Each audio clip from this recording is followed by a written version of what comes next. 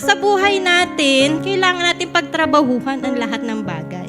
Si tatay, meron siyang good in memory. Pero alam nyo, na-rebuke niya ako last week na hindi niya pansin. Sabi niya kasi, minimeditate ko po ang Psalms 23, ang Psalms 91, daily. So, ibig sabihin, may effort pa rin ginagawa. Amen? So, ang Word of God ay nananalaytay sa buhay niya, sa isip niya, because He meditates it. He work harder for it. He make effort for it. How about the Word of God instill sa buhay natin? May nakabisado na po ba tayong memory verse? Kasi ito yung panlaban natin against sa battle natin, di ba? So it's a matter of effort. May sakripisyo kang gagawin para malaman mo, madig mo ang Word of God.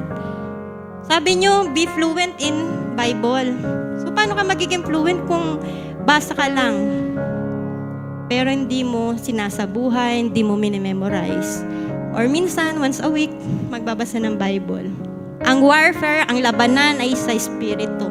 Pero paano kung ang espiritu natin ang weak, hindi tayo makakalaban sa spiritual battle. Hindi tayo makakastand firm. So sabi doon, be alert in Word of God and in prayer at yung mga people that surrounds you.